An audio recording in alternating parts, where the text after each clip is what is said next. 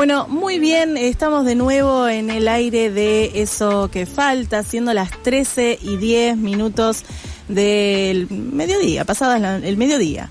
Y ya estoy con Alejo Di Riccio. Y ustedes dirán, ¿qué hace Alejo Di Riccio a esta hora? Bueno, está acá, lo invitamos y lo encontramos, es bienvenido a cualquier hora. Soy multifacético para horarios. Sí. A donde horarios me llaman, y días. Allí iré, claro, horarios y días. Puedo adaptarme, digamos. Sí, está muy bien. La adaptación es una habilidad muy importante que tenemos que tener.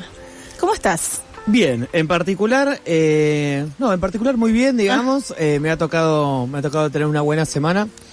No así para las noticias ambientales de la ciudad y el país. Esta no ha sido una buena racha, digamos, siempre como bien sabemos en esta columna, las buenas noticias o los grandes anuncios no abundan. Escasean, sí.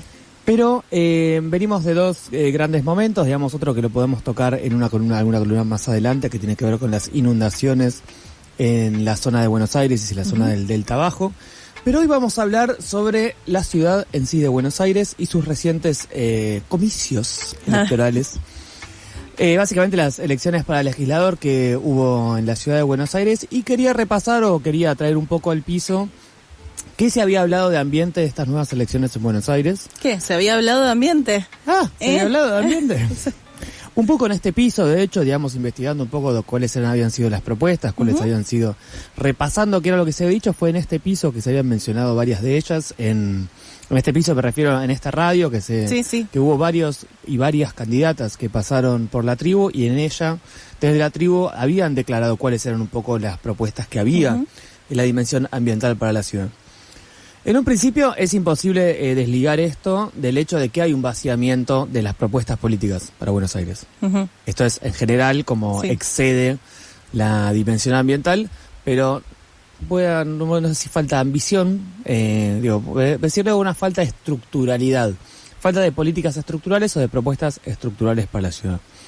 Y esto es fundamental para pensar en la política ambiental de algo tan complejo como las ciudades.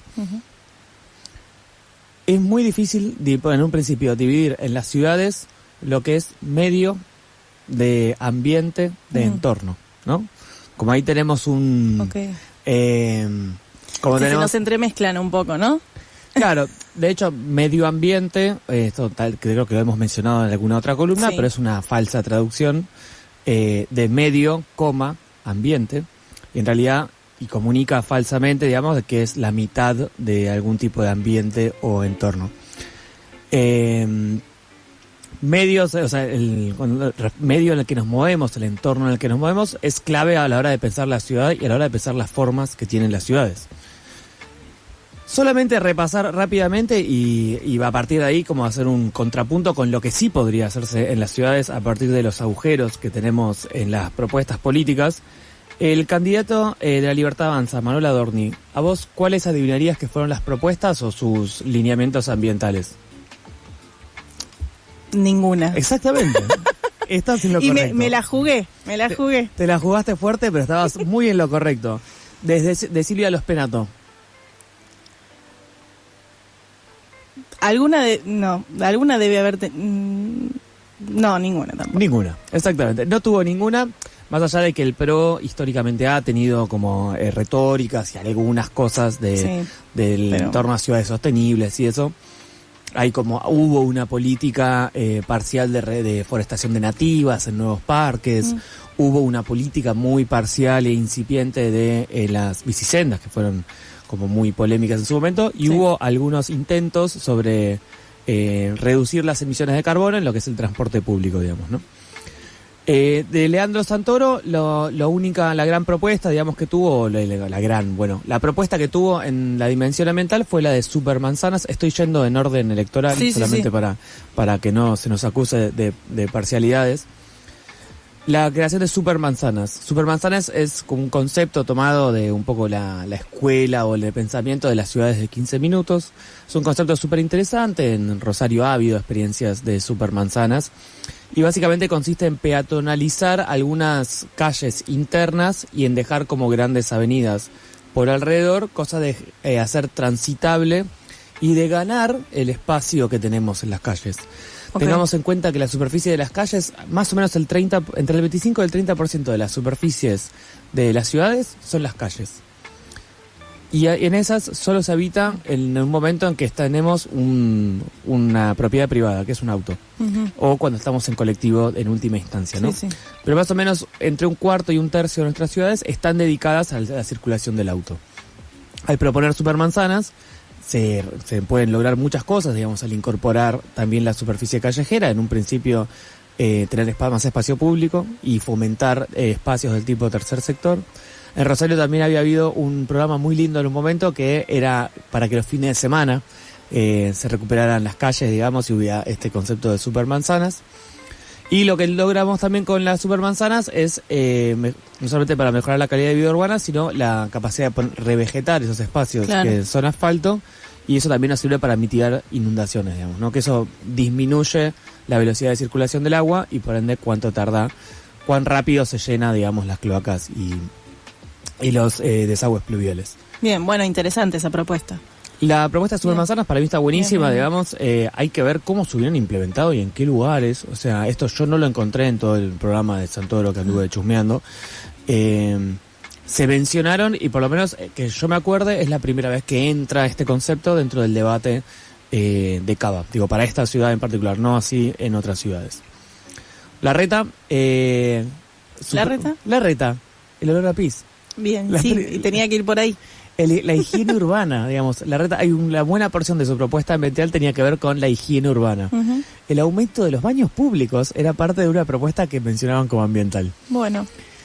Luego igual yo le reconozco al gobierno, a la gestión de Larreta, que hubo algunas incipientes políticas ambientales en esto, como lo que mencionábamos antes. Al mismo tiempo Larreta es enormemente responsable de una aceleración ridícula una hiperaceleración en la privatización de las ciudades, en la privatización y en la edificación descontrolada y en esto que se conoce como extractivismo inmobiliario. Uh-huh. Así que a Larreta, o sea, obviamente el balance ambiental da más que negativo y ha sido uno de los grandes responsables de que se consideren hoy en día a pequeñas porciones muy incipientes de asfalto espacios verdes, digamos, ¿no? La falta de espacios verdes en la ciudad hoy podríamos decir que es uno de los principales pilares de la agenda ambiental de la ciudad. Tal vez junto con residuos y junto con el tema de las inundaciones. El Frente de Izquierda y los Trabajadores sí denunció la destrucción de espacios verdes que venía haciendo la gestión del PRO y el avance del negocio inmobiliario, y habían propuesto un sistema de transporte público ecológico y una planificación urbana que priorizara justicia ambiental y social. Sin embargo, eso no encontré específicamente dentro de esa planificación urbana cómo se hubiera desarrollado. Eso se mencionó en La Tribu también. Y Eva Kautsovitis, de Confluencia por la Igualdad y la Soberanía, también en esta radio promovió el compromiso ambiental, que incluye esto no solamente fue desde el espacio político de Igualdad y la Soberanía, sino con un montón de otras ONGs para esta campaña. Habían propuesto la incorporación de un código ambiental para la ciudad específicamente, defender y impulsar los espacios verdes y la oposición a la privatización, a la tendencia de privatización de tierras públicas, ¿no? También habían propuesto la construcción de un banco público de viviendas para abordar la emergencia habitacional y ambiental. Sí. Y si yo no me acuerdo mal, desde la izquierda también habían propuesto una inmobiliaria social, una inmobiliaria pública y social para poder regular un poco el uso del espacio en la ciudad, digamos, ¿no? Claro, pero mucha escasez. En los que encima son lamentablemente más escuchados también. No hay ninguna política ambiental que llegue a la mayoría de la gente, porque no suelen ser los más escuchados los que las tienen, quizás. De hecho, en los medios masivos de comunicación me refiero, ¿no? Todo totalmente, y en la hegemonía, digamos, claro. En la hegemonía partidaria. No, y de hecho, también un poco pensando en esta columna, ¿qué aporte había qué aporte podemos también impulsar o acompañar y que de hecho se podría incorporar en otros sectores, en sectores partidarios, aportes ecológicos y aportes de una transición urbana que podrían radicalizar un poco las propuestas de la ciudad, digamos, ¿no? Como que no sea que si la ciudad tiene olor a pis y mayor o menor carteles y no quiero disminuir la importancia de los residuos y de la basura, pero no puede ser que la basura sea la única Obvio. de las grandes propuestas que tenemos en torno a la ecología, digamos, ¿no? Ahí yo solamente quería subrayar una cosa, la memoria ambiental de la ciudad, ¿no? La ciudad de Buenos Aires está construida sobre un enorme humedal. Digo, la ciudad de Buenos Aires se expandió sobre el delta bajo del Paraná y la ciudad de Buenos Aires, abajo de su asfalto, sigue siendo un enorme humedal. Lo veamos o no lo, o no lo veamos, y dónde surge ese humedal o no. A mí, en otras ciudades, como por ejemplo en Medellín, sí se realizaron corredores ecológicos y que específicamente no solamente son grandes parques lineales, sino que permiten la circulación de especies nativas, de pájaros, de insectos, y los polinizadores, por ejemplo, pueden atravesar estos corredores biológicos. Y hoy en día, en la pandemia lo vimos, digamos, como con el descenso de la circulación, cómo aparecían, digamos, otras especies que son parte de la ciudad y hoy en día habitan la ciudad también, y con los corredores biológicos se le da espacio de tránsito, digamos, de alguna manera. Un gran problema con la reducción de ecosistemas es la fragmentación de estos espacios, ¿no? Y cuánto eso reduce la capacidad de reproducirse de muchas especies. Claro. Que en las ciudades donde pueden aparecer corredores biológicos, en los trenes. Y de hecho los hay. Cada vez que nos tomamos un tren hoy en día y cada vez que vemos el espacio que sigue siendo federal hoy en día al lado de los trenes, ¿no? No me acuerdo la cantidad de metros ahora, pero creo que son 3 al lado de cada vía. Es un enorme corredor que pertenece pertenece a Nación todavía, porque los trenes son concesiones, no están privatizados. Y esos trenes, en general, el descuido de esa parte al lado de los trenes es donde muchas veces surge el humedal. Claro. A donde se lo deja. Donde se descuida, sí. Claro, donde no lo cortás, surge. Vuelve a emanar lo que el ecosistema propio de este suelo, y que también, bueno, pájaros, insectos y eso van polinizando y van dejando. Y así que para mí me parece muy, muy interesante, por ejemplo, en los trayectos de Retiro, los trenes que salen de Retiro, se ve perfectamente hasta las terceras o cuartas estaciones según la línea, se ve perfectamente a los costados de las vías del tren cómo hay corredores biológicos de facto, digamos, vamos a decirle, de hecho, digo, por más que tienen que ver con el descuido. Esto podría ser, digamos, política, y esto también está muy vinculado a los enormes problemas de inundaciones que ha tenido la ciudad de Buenos Aires, ¿no? En ese sentido, el hecho de que los barrios más pobres sean los que más se inundan no es casualidad. Entonces, una desigualdad ambiental, digamos, desigualdad ecológica. Tuvimos enormes inundaciones en el 85 y en el 2013, de las cuales todavía hay recuerdo, y las cuales se ha hecho mucha obra y mucha política en torno también. El aluviador pluvial que corre por abajo de la avenida Juan B. Justo, el famoso de Macri de no se inunda más. Sí. Y sin embargo, vimos que hace poco se volvió a inundar, pero porque tiene que ver con otros factores que también el resto de la ciudad no está pudiendo contener los niveles de agua, ¿no?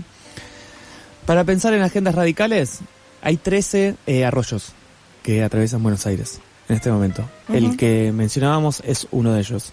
Acá voy a recomendar también al amigo Esteban Kisimierski, si creo que pronunciar bien el apellido, @Memorias del Humedal. Esteban hace unas caminatas buenísimas por la ciudad de Buenos Aires, algunas de ellas por arroyos, pero específicamente, como el nombre de su proyecto lo indica, Memorias del Humedal, las hace pensando en la capacidad de entender cómo fue que fuimos tapando estos arroyos y cómo estos arroyos en otro momento de la ciudad redefinieron el trazado urbano. Y cómo redefinieron también el trazado urbano y la toponimia, o sea, los nombres que tienen muchos de los lugares por los cuales seguimos caminando a lo largo de la ciudad. Abrir cauces como el Medrano o el Maldonado, hoy en día entubados, nos permitiría no solamente convertirlos en corredores verdes y parques lineales, sino también recuperar esas costas de los arroyos.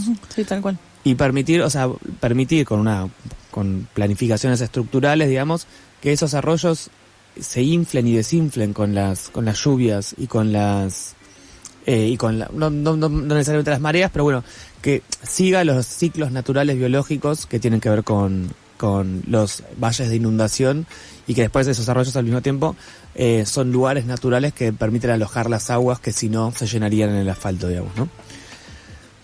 Por otro lado, recuperar las costas del río de la Plata. Esto fue una gran agenda de la ciudad y una de las pocas agendas propositivas que hubo en la ciudad en 2021 a raíz de la privatización de la ex ciudad deportiva de La Boca. Esto entró en agenda pública, estábamos en plena pandemia, pero hubo una audiencia digital, digital fue, que cientos de personas se anotaron a una audiencia. Fue una de las audiencias que más inscriptos tuvo en la historia de Cava. O sea, para que los ciudadanos de Cava quisieran hacer política de Cava, digamos, ¿no? Que generalmente eso también parte del porteñocentrismo. Los ciudadanos de Cava quieren hacer política nacional, no solo de Cava. Los corredores biológicos y los parques urbanos, como que Medellín impulsó con éxito, por ejemplo, habían podido disminuir 2 grados la temperatura promedio de la ciudad. Mira. Esto tiene que ver con el efecto isla de calor, ¿no? O sea, con el hecho de que el asfalto absorbe y larga mucho más calor que la biodiversidad y que los espacios verdes. Y después una gran pregunta, digamos, que hay sobre la agroecología urbana. Voy a recomendar acá también a Proyecto Relieve.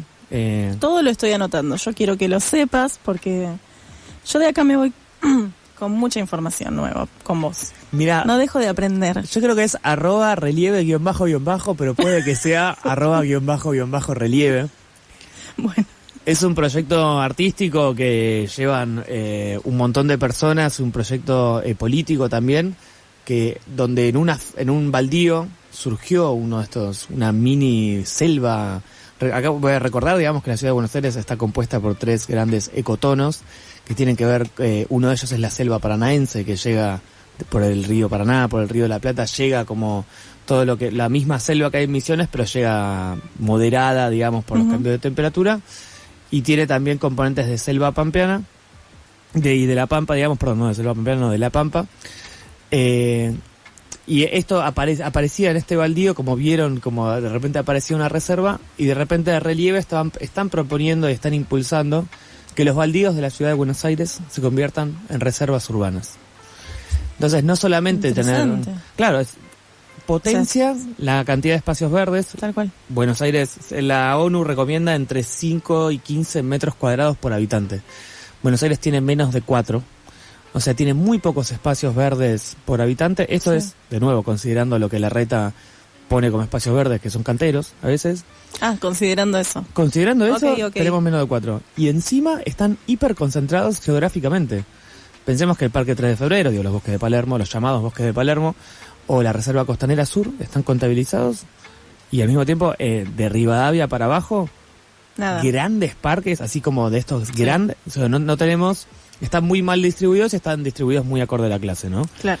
Y en ese sentido también, en vez de seguir creciendo en base al cemento, hay una posibilidad también de recuperar y pensar otras ciudades que no solamente que tengan corredores verdes, por ejemplo, en los trenes que atraviesan la ciudad de una manera, vamos a decir, bastante más homogénea que los espacios verdes, sino también de que los baldíos y que los espacios cesantes, si no se van a usar en una ciudad como Buenos Aires, sean de uso público. Se transforman. Totalmente. Sí. Esto sin entrar en un montón de ámbitos de arbolado urbano y sin entrar también en el odio popular que existe hacia Sarmiento por traer esta especie de plátano que a tantas personas nos da alergia. Sí, tal cual. En primavera, o sea, sin pensar en muchas otras dimensiones, como por ejemplo también el arbolado urbano que puede aportar frutas comestibles, ¿no? Que es algo que también en otras ciudades de nuestro país hay en abundancia, ¿no? O sea, recuerdo las paltas en Posadas, los mangos en Formosa, en una ciudad que atraviesa hambre, digamos. Sí. Y en muchos pueblos de la provincia de Buenos Aires, naranjas, digamos. Eso es una hermosa propuesta.